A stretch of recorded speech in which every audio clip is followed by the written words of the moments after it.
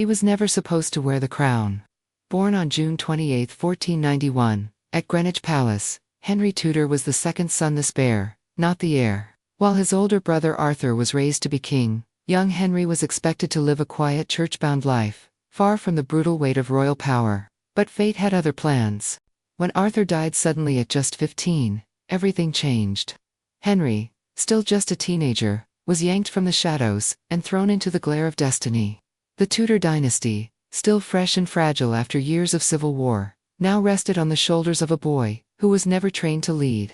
That sudden shift shaped Henry forever. The throne wasn't built for him, but he rebuilt the throne to fit himself. Before we dive into this hidden world, I want to know something first. Where in the world are you watching from? Tell me your city or country in the comments below. It honestly amazes me how we can explore the past together, even if we're miles or continents apart. And hey, if you love stories that bring history to life, make sure to hit that subscribe button. Trust me, we've got so many more unbelievable stories coming your way. In his youth, Henry was magnetic.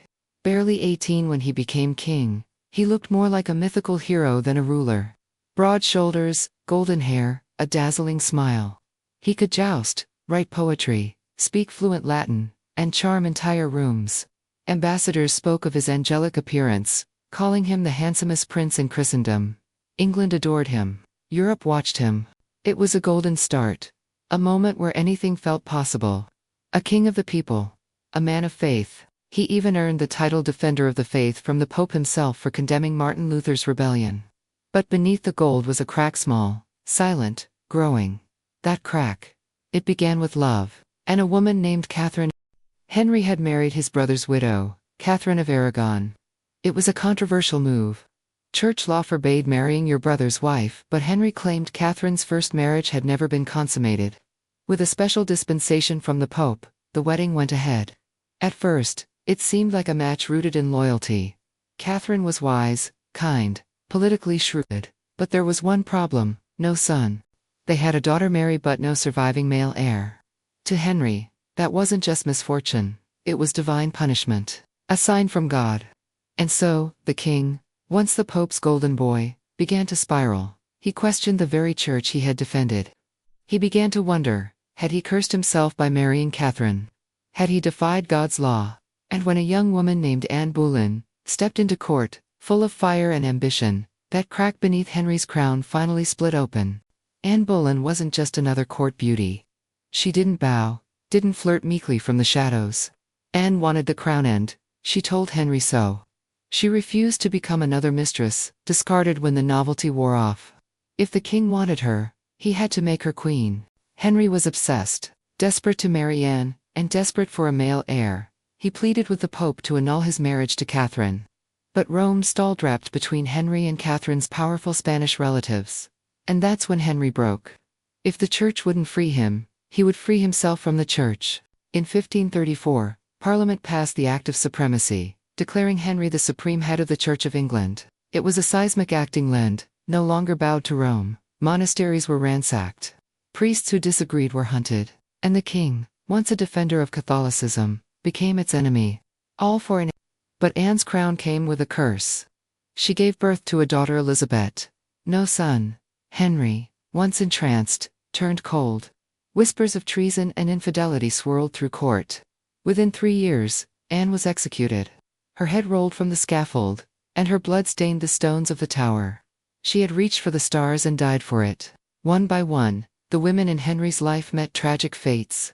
Catherine of Aragon, cast aside, exiled, and broken-hearted. Anne Boleyn, beheaded. Jane Seymour, gave Henry his longed-for son Edward, but died days later from childbirth complications. Her death, many say, was the only one he truly mourned. Anne of Cleves, rejected on sight. Their marriage was annulled in 6 months. She survived, mocked, but alive. Catherine Howard, a girl of 17. Henry called her a rose without a thorn. But when rumors of her infidelity surfaced, she too was executed, just 19 years old. Catherine Parr, wise and careful, she outlived the king by walking the narrow path of silence and survival. 6 wives. 2 executed. All discarded, in one way or another. It wasn't love, it was strategy. Power games disguised as romance. And all the while, The radiant young prince was disappearing. Something inside him was changing. The face in the mirror grew bloated. The smile faded. The pain was growing, slowly at first, then like a storm. A moment of destiny came in January 1536, a jousting accident at Greenwich. His horse fell, crushing him. Henry lay unconscious for 2 hours. He survived, but not without consequence. The leg injury never healed. It became an open, festering wound.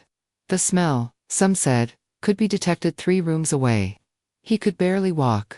The once athletic king ballooned in size, his body unraveling, bloated, rotting, in agony. But the worst transformation wasn't physical. It was in his mind. He became paranoid, suspicious, furious. A man once admired for his charm was now feared for his wrath. Loyal advisors were executed, friends vanished, even whispers could lead to death. The boy king of golden promise was now a tyrant, wrapped in velvet and shadow. By the 1540s, Henry VIII was a shadow of the man he once was. The golden-haired prince who danced and jousted was now grotesquely obese, his body breaking down piece by piece. His injured leg had never healed. It was a gaping, ulcerated wound that oozed and stank so badly that courtiers carried handkerchiefs soaked in vinegar just to endure his presence. He was in constant pain. His temper flared without warning.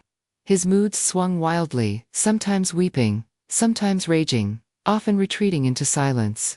He ate obsessively, consuming over 5,000 calories a day, red meats, pies, wine, beer, no vegetables, no moderation. He grew so heavy that he needed a pulley system just to move between rooms. His armor no longer fit. His beds had to be custom-built, doors widened. Nothing about him was ordinary anymore. Not his size, not his silence, not his fury. Doctors tried everything. Mercury, arsenic, cauterization, but nothing worked. And yet no one dared speak the truth. No one could say, "The king is dying." To suggest the king's death was treason. So the court tiptoed around the truth, even as his body failed him. In private, Henry grew darker. He obsessed over imaginary plots. He feared poison in his food, demanding elaborate testing before he ate. He trusted no one. His mind was a maze of fear and ghosts. Some say the brain injury from his jousting accident had changed him, not just his body, but his very soul. He executed old friends. He executed wives. He executed hope. And still, he ruled with an iron grip. By early 1547, he was too weak to walk, too swollen to breathe comfortably. He drifted in and out of consciousness. He murmured names: Jane Seymour, perhaps the only woman he had truly loved. He saw shadows, faces from his past. On January 27th, the end came near. He could no longer speak. Archbishop Thomas Cranmer was summoned. When asked if he died in the faith, Henry could only squeeze his hand in response. It was his final gesture. In the early hours of January 28, 1547, King Henry VIII died. He was 55 years old. But death did not bring dignity. His body, so bloated and decayed, could not be properly sealed in its coffin. During the journey to his burial place, the coffin ruptured, putrid fluids leaked onto the chapel floor. According to one haunting account, stray dogs licked the mess, a grotesque scene, whether literal or symbolic, of a kingdom mourning, not with reverence, but with horror. The man who had broken the church, rewritten laws, and executed those he once loved, had died not as a god-king, but as a grotesque reminder of human frailty. He was buried alongside Jane Seymour, his favorite wife, the one who gave him a son. But here's the great irony. The son he risked everything to have, Edward VI, would die young. The Tudor dynasty would survive, not through his male heir, but through the daughter of the woman he beheaded, Elizabeth I, who would become one of England's greatest monarchs. Henry VIII's death is more than the end of a king. It's a mirror held up to power, obsession, and the limits of control. No matter how many crowns you wear, no matter how many palaces you build, in the end, every king must die. And some do so in darkness, alone, and unloved.